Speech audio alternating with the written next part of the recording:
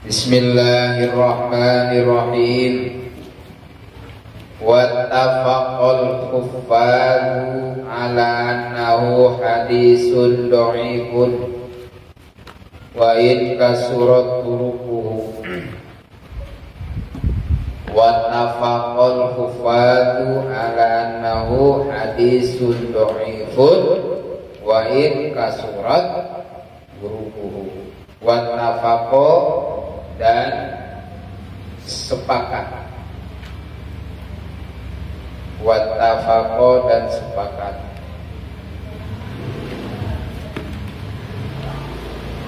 Al-hufadu, para imam ahli hadis. Para imam ahli hadis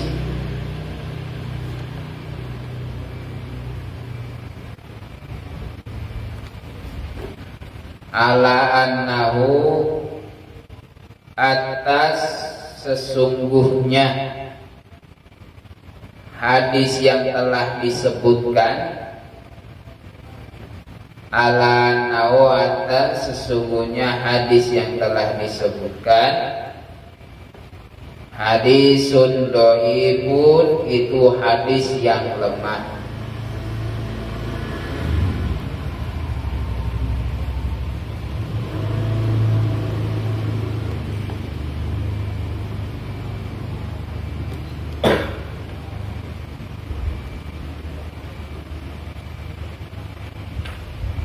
Wa in kasurat turuquhu, wa in kasurat, dan walaupun banyak, turuquhu, beberapa perjalanan hadis. Wa in kasurat turuquhu, walaupun banyak, turuquhu, beberapa perjalanan hadis. Jadi yang disebutkan di hadis itu mana? Man hafidhu ala ummati arba'ina hadisan min amri dinha ba'asahullahu ta'ala yawmal qiyamah fi zumratil fuqaha wal ulama, dan seterusnya. Itu dikatakan hadis dhaif, gitu kan. Tapi hadis dhaif itu boleh diamalkan di dalam fadhailul a'mal, boleh ya, keutamaan ibadah. Wah, itu boleh diamalkan hadis dhaif. Nanti ada disebutkan. Terus hadis dhaif itu tidak boleh dipakai dalam halal haram. Dalam akidah tidak boleh mengamalkan hadis dhaif, tapi kalau diamalkan boleh dalam hal fadhailul a'mal, keutamaan amal, boleh. Yang nggak boleh mengamalkan hadis dhaif itu di dalam apa? Halal haram, masalah akidah, dan juga memang sangat dhaif dan sampai derajatnya sad, itu tidak boleh diamalkan. Kalau hadis dhaif, ya hadis dhaif itu di dalam Badul Amal silahkan diamalkan. Jadi hadis dhaif itu adalah satu hadis yang tidak ada syarat daripada syarat diterimanya hadis. Itu disebut hadis dhaif atau hadis lemah. Jadi ya tadi yang dinamakan hadis dhaif, yaitu hadis di dalamnya itu tidak mencukupi syarat diterimanya hadis.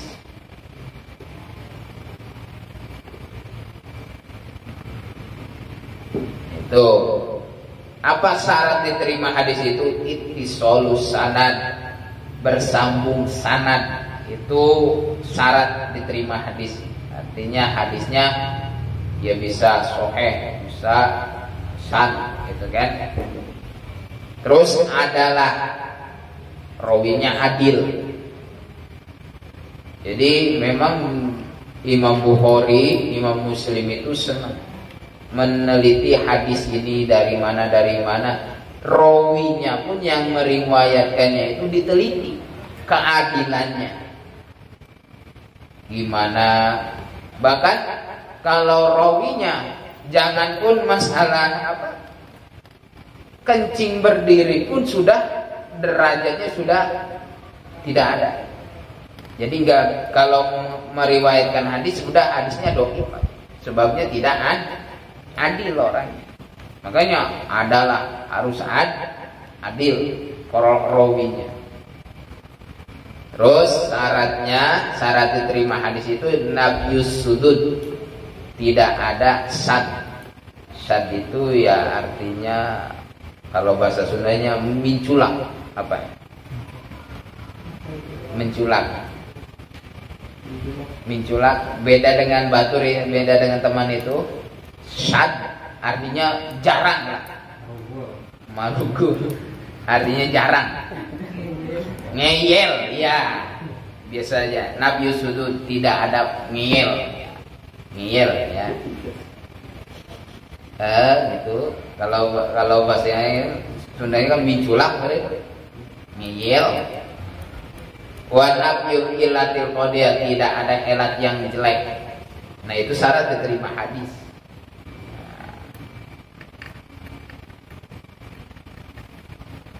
Wal adilu indal ihtiyaji ilaih, syarat terima hadis itu ada penunjang atau penolong ketika dibutuhkan.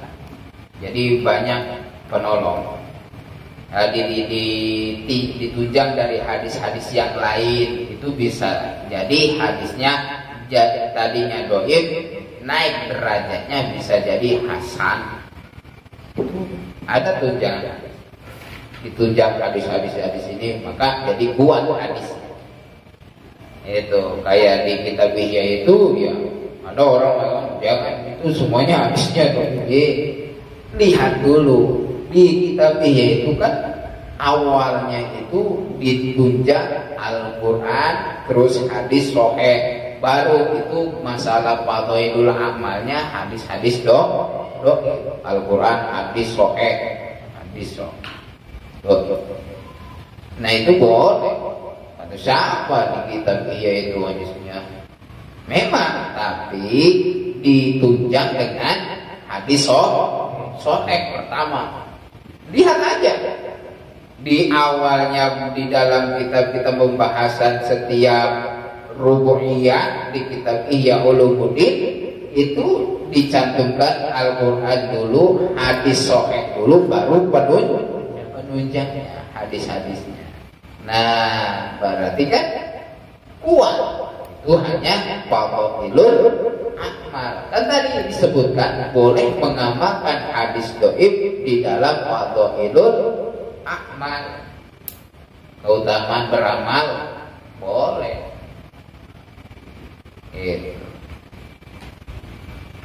Yang tahu hadis dhaif kan ya ahli hadis Alkitab, yang nggak tahu apa hadis dhaif itu. Cuma kita tahu dari orang-orang, itu juga tahu dari YouTube kali. Hadis dhaif. Kacau dasar YouTube. Parah. Gurunya YouTube. Saya Google.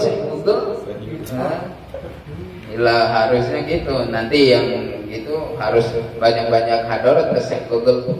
Hadarat ke Syekh Google. Itu. Jangan gitu. Ya kita itu ya rumah sakit, bukan ahli hadis. Ya, saya juga boleh baca, sampaikan. Ada ulama-ulamanya yang memang beliau ini yang mengarang ini memang ahli hadis, ya mumpuni dalam hadis, maka ya kita pegang ini kitab. Bahkan nanti dijelaskan Imam Nawawi ini mencantumkan 40 hadis ini diambil dari hadis sahih Bukhari Muslim. Jadi hadis sahih semua dicantumkan.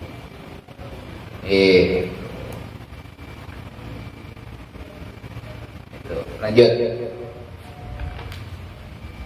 Wa qad sannafal ulama radhiyallahu ta'ala anhum bi hadzal babi ma la yuhsa minal musannafati. Wa qad sannafa, dan nyata sannafa telah mengarang. Al ulama'u, para ulama.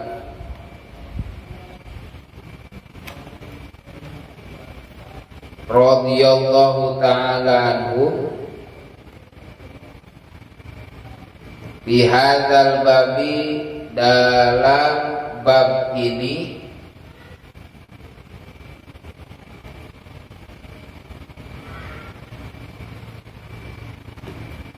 ma la yuhsa minal musannafati,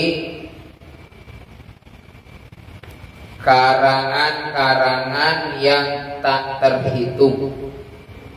Ma la yuhsa minal musannafati, karangan-karangan yang tak terhitung.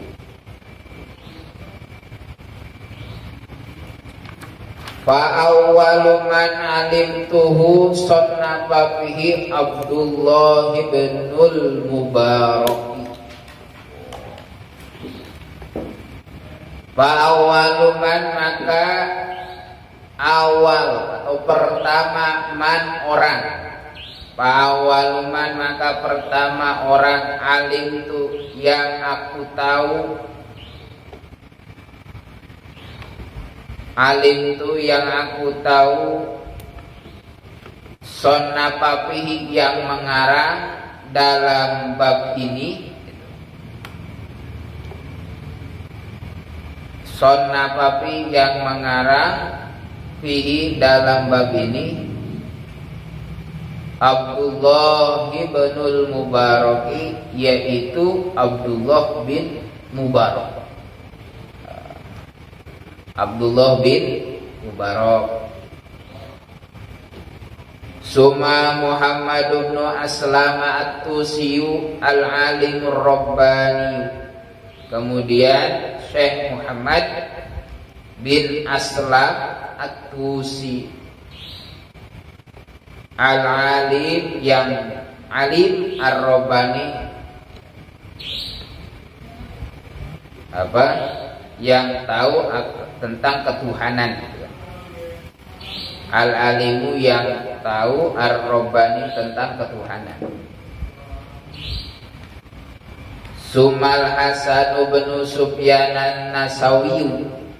Kemudian Syekh Hasan bin Sufyan an-Nasawi.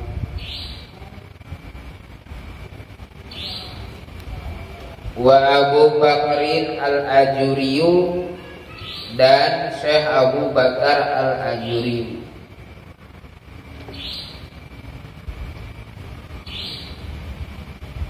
Wa Abu Bakrin Muhammad bin Ibrahim al-Asbihani, al-Asbihani atau Asbahani boleh. Dan Syekh Abu Bakar Muhammad bin Ibrahim al-Asbahani.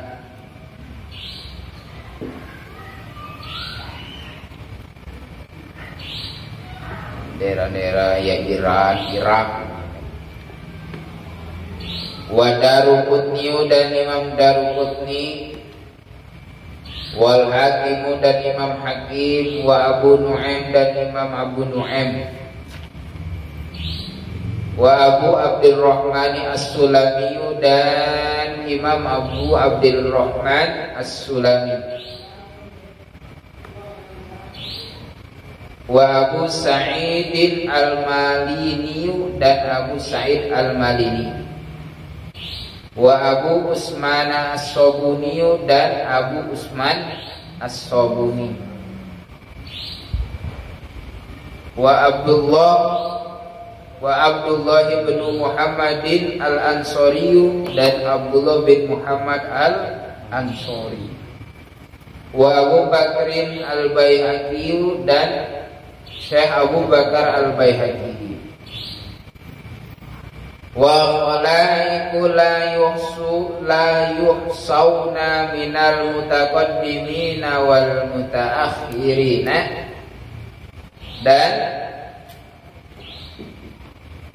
ulama mutaqaddimin dan mutaakhirin yang tak terhitung. wa khalaiku minal mutaqaddimina wal mutakhirina, dan ulama mutaqaddimin dan mutaakhirin yang tak terhitung.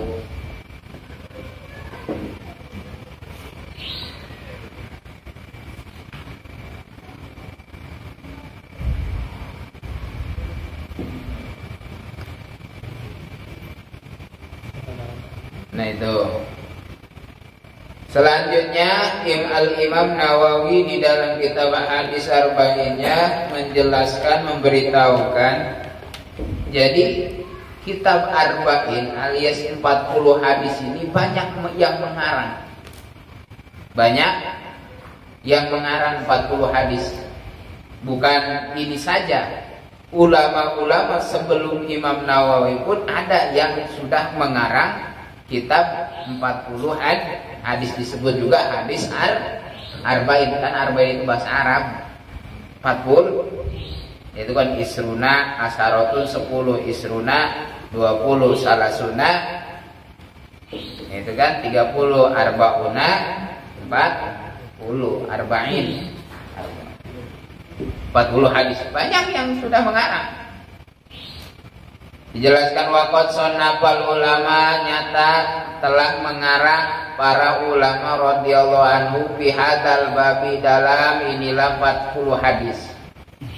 Malayuso minal musonafat, karangan-karangan yang tak terhitung. Tapi diberitahukan fa awaluman alim tu sonnafafi, awal paling pertama orang yang mengarang 40 hadis ini adalah Abdullah bin Mubarak. Abdullah bin Mubarak yaitu sekurun dengan Abi Hanifah, Imam Abu Hanifah.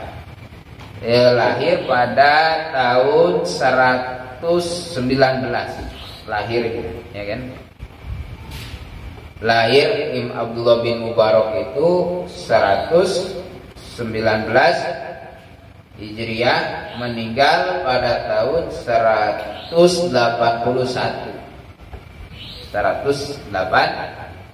Hijriah. Luar biasa. Ini riwayatnya Abdullah bin Mubarak ini, barokahnya sababiyah menjadi ulama besar daripada orang tuanya yang sangat jujur. Dia diceritakan ada namanya itu Mubarak, orangnya hitam banget. Itu hitam. Ya dibandingin sama Pak Heru mah masih teman Mubarak. Itu dia menjadi penjaga kebun. Ada orang yang kaya raya punya kebun anggur banyak, disuruh menjaga kebun. Kamu jaga kebun. Ya dijaga oleh Mubarak. Pas musim panen, ya kan, yang punya kebunnya itu ngotrol. Mubarak, sini. Iya tuan. Sekarang banyaknya anggur yang mulai panen. Ya, coba tolong bawa ke sini petik anggur yang matang. Ya, Mubarak biasa aja. Ambil. Pas dicoba, ini asam, belum matang. Coba cari lagi. Diambil lagi 3 kali, ini belum matang. Kenapa sih kamu emang nggak tahu mana yang mentah, mana yang matang?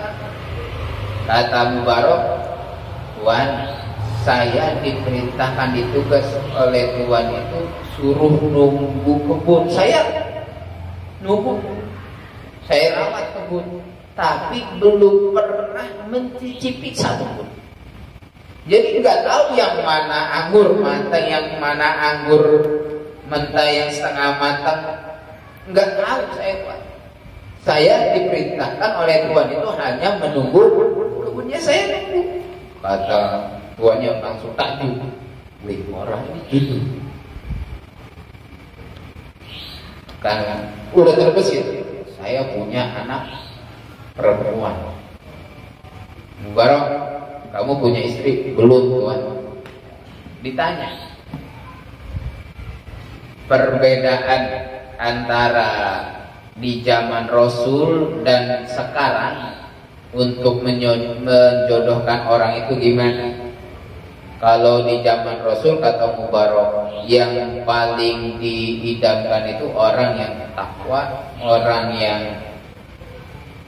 istilahnya tidak memandang harta, tapi memandang keimanannya. Iya benar. Kalau sekarang beda. Jadi istilahnya ada apanya? Kita kan dulu datang sama mertua, calon mertua kan bukan apa adanya, tapi ada apanya. Nah itu kan babat bibit bobotnya. Gitu. Nah sekarang gini, kamu saya nikahkan dengan putri saya langsung. Ya putrinya ya taat sama orang tuanya. Ya saya terserah bapak. Ya dinikahkan putrinya yang punya anggur itu sama Mubarok, punya anak namanya Abdullah bin Mubarok, jadi ulama besar. Berkata orang tuanya jujur. Padahal orang tuanya bukan masalah bisa ngajinya, tapi jujurnya suruh nunggu kebun anggur, ya nunggu kebun anggur. Enggak pernah ngecicipi rasanya anggur gimana, enggak pernah. Itu kan. Baru aja jujur, anaknya jadi ulama besar. Namanya Abdullah bin Mubarok. Ya sejak dengan Imam Abu Hanifah. Abdullah bin Mubarok. Nah itu kata Imam Nawawi, yang aku tahu orang yang pertama kali mengarang kitab Arba'in ini 40 hadis, mencantumkan 40 hadis itu yaitu yang pertama Abdullah bin Mubarok. Itu. Kemudian ada yang mengarang juga Muhammad bin Aslam, gitu kan? At-Tusi. Tusi itu negara sekitar Khurasan, Iran, daerah Iran terus. Imam Ghazali daerah Iran, bahkan makam Imam Ghazali itu di Iran, dengan Khorasan daerah Iran. Tapi sekarang dikuasai Syiah, banyaknya di Iran itu mayoritasnya Syiah, itu Iran. Dulunya ya banyak ahli-ahli hadis, ulama terkemuka, cendekiawan itu banyak di Khorasan di Iran. Orangnya jenius, pantas Iran itu jenius ya. Sampai sekarang orang-orang Iran itu jenius. Amerika juga enggak, ya istilahnya enggak kuat melawan nuklir-nuklirnya Iran. Takut, berani. Itu Iran. Dulunya ya emang banyak cendekiawan di Iran. Ya Khorasan dulu, Khorasan. Kemudian Imam Hasan bin Sufyan An-Nasawi, Imam Hasan bin Sufyan An-Nasawi sama di Khurasan juga, daerah Khurasan. Beliau itu wafatnya sekitar 133.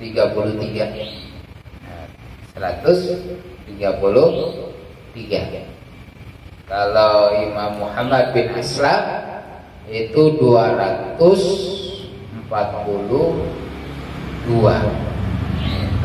meninggalnya. Kemudian ada juga yang mengarang kitab Arba'in, Abu Bakar Al-Ajuri ya. Beliau itu wafatnya di Mekah tahun 163 beliau wafatnya. Itu masih tergolong ulama salaf ya, ulama mutaqaddimin. Jadi ada ulama mutaqaddimin, mutaakhirin, lawannya ada ulama salaf kholaf. Kalau disebut ulama salaf itu dari zaman sahabat ke kurun 300 itu disebut salaf. Ke kurun 300 itu ulama salaf. Selanjutnya dari 400 dan seterusnya itu khalaf. Ada mutaqaddimin, mutakhirin. Kalau disebut ulama mutaqaddimin itu dari zaman ulama mutaqaddim itu sampai tahun 500 itu mutaqaddimin. Dari 500 seterusnya itu mutaakhirin, ulama akhir. Ya, maka Imam Ghazali itu diikhtilafkan antara mutaqaddimin dan mutakhirin. Karena Imam Ghazali wafatnya 505, beda 5 lah, 505. Ya kan perbatasan ulama mutaqaddimin itu sampai 500 tahun Hijriah. Imam Ghazali wafatnya 505, pertengahan Imam Ghazali. Itu kan makanya gitu. Seluruh para Alawiyin itu kan thariqahnya Alawiyin itu berpegangan ke kitabnya Imam Ghazali yaitu Ihya. Ada yang sampai 40 kali tamat Ihya, itu kan. Ya belum itu.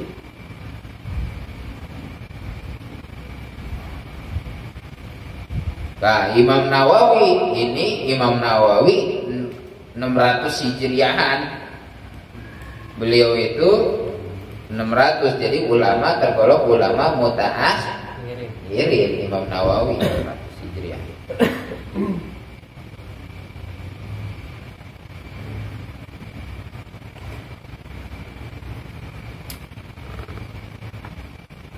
Kemudian siapa? Abu Bakar Muhammad bin Ibrahim al-Asbihan. Abu Bakar bin Ibrahim al-Asbihan itu sama, beliau juga mengarang kitab Al-Ba'in. Beliau itu wafatnya pada tahun 164. 464. Maaf ya. 466.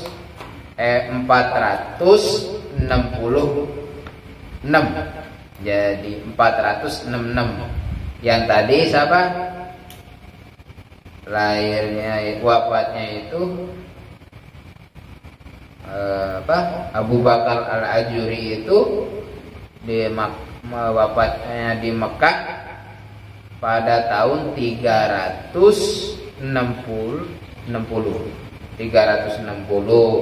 Abu Bakar Muhammad bin Ibrahim al-Asbihani, beliau itu wafatnya pada tahun 466. Jadi sudah kholaf, tapi masih tergolong ulama mutaqaddimin karena masih 400. Terus Imam Daruqutni itu kan, itu Daruqutni itu nisbat ke negara daerah Baghdad. Daruqutni daerah Baghdad, ya Baghdad sekarang jadi provinsi mungkin ya. Ya negaranya Irak. Beliau itu adanya pada wafatnya 385.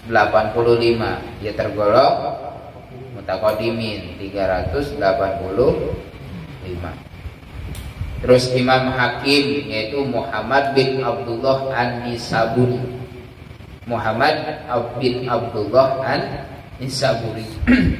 Beliau itu wafatnya pada tahun 405.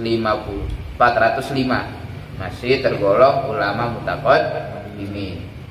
Abu Nu'aim yaitu siapa? Ahmad bin Abdullah bin Ahmad bin Ishaq al-Asbihani. Beliau nama aslinya Ahmad bin Abdullah bin Ahmad bin Ishaq al-Asbihani. Pengennya kayak gitu, pengen anak gampang hafalin keturunan kayak gitu. Syihab bin Sapa bin Syihab lagi bin Syihab gitu kan. Yang kayak nama-nama Habib ya kan, Habib Muhammad bin Ahmad bin sama bin Nopel bin sama kayak seperti nama ayahnya, nama kakeknya dinamain supaya gampang hafalinnya nasab-nasab keturunan.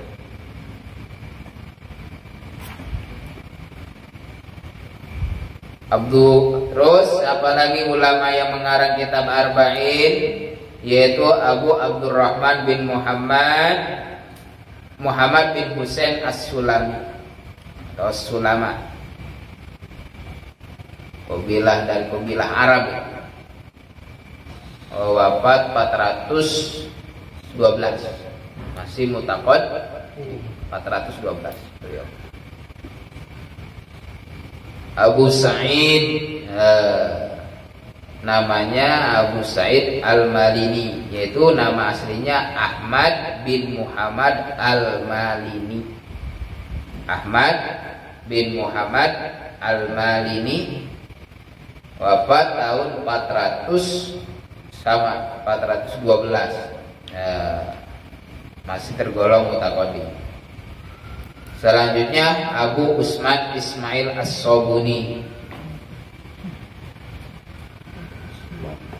Abdullah bin Muhammad Al-Ansori, beliau 481, yang mendekati ke 500. Nah, di kitab ini, kitab Arba'in Nawawi ini tergolong Imam Nawawi ulama mutaakhirin. Nah, kita kebagiannya ini.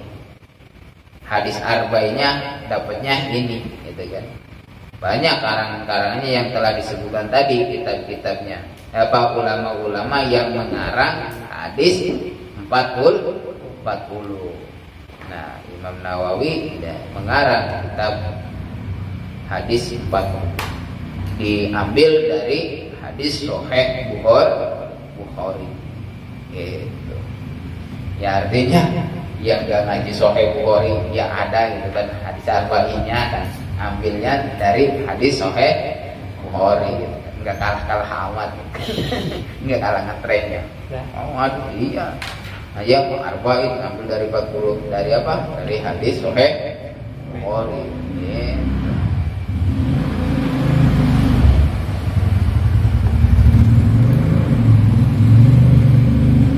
Mutaqaddimin, yaitu tadi dari setelah sahabat, tabi'in, nah sampai 500 mutaqaddimin. Kalau mutakhirin ya dari 500 dan selanjutnya Imam Mundir, bukan Habib Mundir ya, Al-Mundiri, Imam Mundir, Imam Zainul Iraqi, itu kan Ibnu Hajar, itu tergolong mutakhirin. Kalau mutaqaddimin seperti Izzuddin bin Abdus Salam, itu Sultanul Ulama, beliau itu tergolong mutaqaddimin. Nah, yang diikhtilafkan itu antara mutaqaddimin mutakhir itu ya Imam Ghazali, beliau itu 505 wafatnya, lahir 450, wafatnya 505. Pendek umurnya, tapi banyak manfaatnya, gitu kan. Imam Syafi'i juga pendek umurnya, berapa? 50 apa? 45. Tapi manfaatnya banyak. Gitu kan? Sampai mendirikan mazhab, disebut mazhab Syafi'i. Beliau itu lahir 150, wafat 205, 50 tahun. Masih muda, tapi pemikiran daripada beliau, istihadnya sampai ke kita. Jadi mazhabnya Syafi'i. Pendek umurnya, tapi manfaatnya banyak. Hari ya kita banyak umur gak ada manfaatnya. Halo, kacau. Dosanya. Yang penting kan nggak jadi ulama, jadi cinta ulama kan enak ya. Iya, nggak jadi ulama ya cinta ulama, ngaji ke ulama, ya kan, ngaji karangan ulama, ya nggak jadi ulama juga kan, keren juga kan, numpang ke orang keren jadi keren. Nyumpang ke orang kaya jadi kaya. Gitu. Nyumpang ke ulama ya keren jadi ulama. Gitu. Ya ulama numpang. Keren lah. Wa qad istakhartullaha fi jam'i arba'ina hadisan wallahu a'lam bissawab. Allahumma shalli ala sayyidina Muhammadin fil awwalin wal akhirin. Shalli wa sallim wa barik wa radiyallahu ta'ala an sayyidina ashabi rasulillah ajma'in. Amin. Allahumma fahimna ilmu syariah wa tariq wal haqiqah wa samina biha bi sayyidina Muhammadin sallallahu alaihi wasallam. Rabbana hab lana min azwajina wa dhurriyyatina qurrata a'yun waj'alna imama. Rabbana zalamna anfusana wa lam taghfir lana lanakunanna minal khasirin. La ilaha illa anta subhanaka inni kuntu minadh dhalimin. Rabbana atina fid dunya hasanah wa fil akhirati hasanah wa qina adzabannar. Sallallahu ala sayyidina Muhammadin wa ala alihi wasallam. Alhamdulillahi rabbil alamin. Assalamualaikum warahmatullahi wabarakatuh.